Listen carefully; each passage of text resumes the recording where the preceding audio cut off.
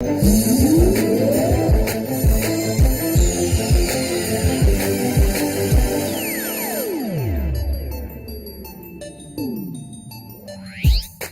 back to State of the Nation. If you just joined us, you're watching the program. It has gone to a critical level. The persistent shortage of fuel in the country forcing motorists to queue for hours nationwide. The situation is indeed chaos. The Minister of State for Petroleum, Ibe Kachuku, said that the situation will ease off by worst of second week in April. This very scenario played out at the end of the former administration, and it persists in this new one. What are the authorities missing? The former boss of the Kaduna Refinery, Engineer Alex Ogedengbe, now joins me to uncover the root cause of this in the studio. Many thanks indeed for coming on State of the Nation. Is there a missing link, you suppose, that seems to bring about this persistent scarcity that we're just witnessing right now? Thank you very much, Gimba. I think people forget that this has been recurring for a long time. The shortage of petroleum products and the long queues. Let me first of all try and define the main cause. The first time we had this in the history of Nigeria was as far back as 1975. That was the beginning of the shortages in terms of the consumption versus the deficit in supply. When in 1974 the federal government compulsorily acquired 60% of the private refinery called NPRC in Port Harcourt. The refinery was owned by BP and Shell, and it was working as a normal refinery after the discovery of crude oil in commercial quantities. What has then happened is that, being a private company at the time, every time the supply to the market is short of the demand, the company expands. And when in 1974, because we joined OPEC earlier, and OPEC insists that we, as all members, should take control of their assets in the oil and gas industry, the federal government correctly took 60% of all companies, including the refinery, the marketing companies. Of course, those companies did not like the acquisition, so they stopped or suspended any expansion of the refineries or importation as a result, fearing that they might be fully nationalized. So the first time we saw this coming was in 1975, just about a year after NPRC, that is the private refinery, now NNPC refinery, became 60% owned by government. The government, of course, reacted to that, and it was a good reaction in the sense that they tried to do some studies of what consumption patterns and how much was required, and then the federal military government set up the plan for 3 new refineries. During the time of the construction of the refineries, the federal government had a program of processing crude oil overseas and bringing the products to cushion the supply-demand equilibrium, and it worked. So during that period from 75, we were having bouts of shortages and balances, and it has continued. So it worked at that time. Why is it not working now? Again, because we didn't learn the lessons. The federal government built 3 new refineries in period between 1974 and 89. During that period, there were ups and downs because the refineries were not ready. But by 1989, all refineries producing on full stream removed completely the need for these shortages.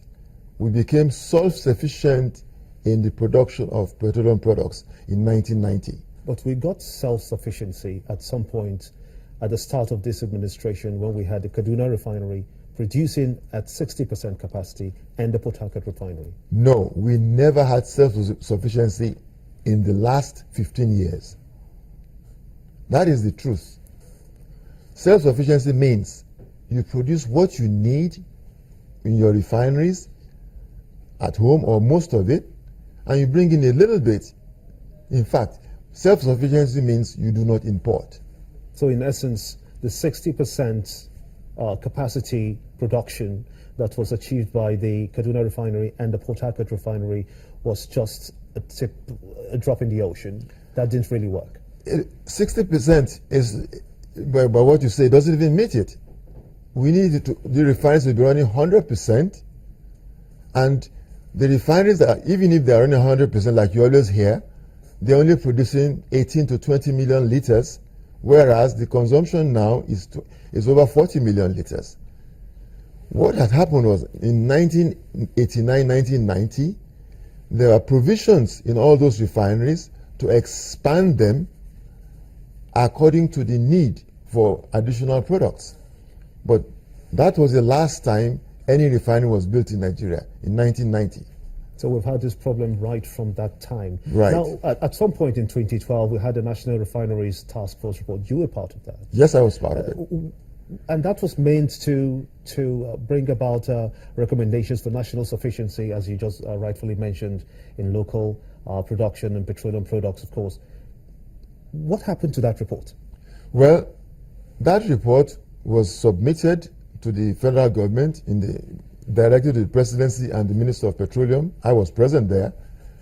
A committee was set up by the president at that time, in November 4th, 2012.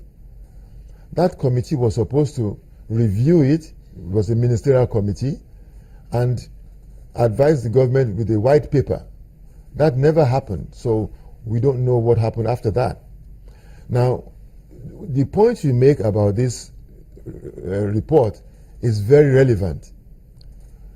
The objectives of the report: one, to find out why our refineries were in such bad shape.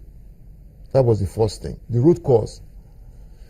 Secondly, we wanted to find out what it will take to improve the situation and get self-sufficiency all over again after 15, 20 years. What we found out, and what is in the report, is that the main root cause of the situation in the refineries today, in other words, they are not producing, they are not functioning as designed. In fact, they have not produced the quantities according to design since 15, 20 years ago. The main finding is that the ownership structure, that is the monopoly by the federal government, and the model of operation did not favor a commercial enterprise. Refineries anywhere in the world are businesses. In businesses, you have to be disciplined in the way it is run, in the efficiency of the processes and the timing, in the maintenance, in the production, in the evacuation. People don't know, for instance, that if you do not evacuate the products of a refinery on time, you automatically have to shut the refinery down. When the tanks for the products or intermediate products are full, you have to shut them down. Now, the main problem with the refineries right now is that they are not functionally capable to produce at the design capacities. When you hear Port Harcourt refinery is 150,000 barrels per day, it is supposed to run like any other refinery in the world, 2 years in a row, non-stop, every day, 24 hours a day. And after 2 years, you bring it down slowly and properly, you service it, and it goes for another 2 years.